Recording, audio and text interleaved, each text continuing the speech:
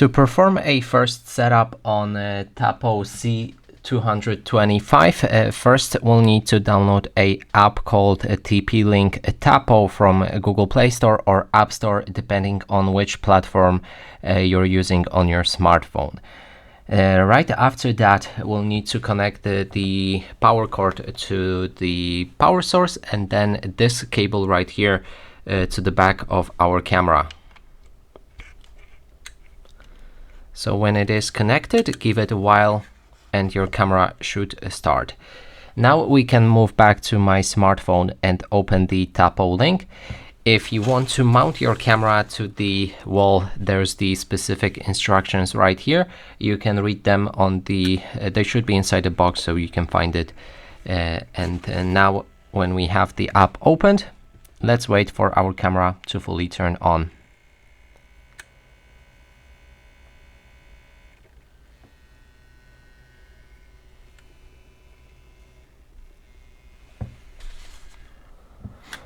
Okay, so it's on, and now on the app you will need to log in or create your account. We can click on this plus button right there to add our device. And this one is C225. So I think I've got the HomeKit version v2.x. If you have the icon with Apple Home on your box, that means you have the same version. If not, you need to go for the first one. And you can also confirm it actually by checking the bottom side of your camera. If there's QR code, then you have V2 version as well. So we're going with the second one.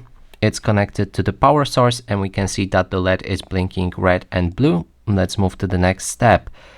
Activate and allow location permission for the app, and then it should begin connecting with your camera.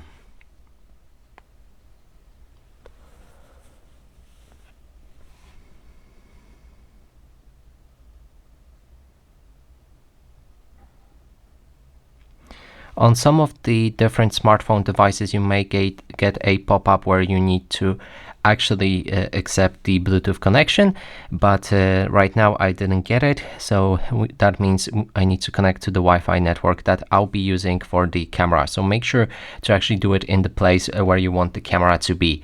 Now I'm gonna go off the camera just to enter that password.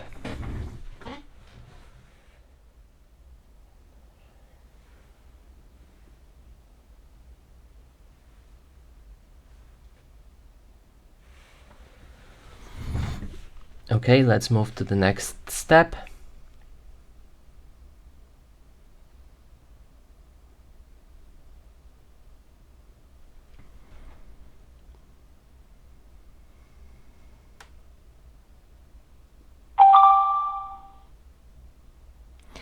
We can rename our device and I'm gonna leave the default one. Let's move to the next step.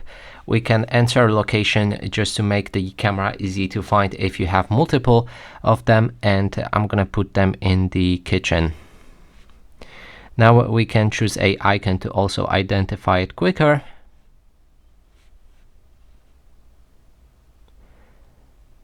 And we can also buy a plan. I'm gonna skip that.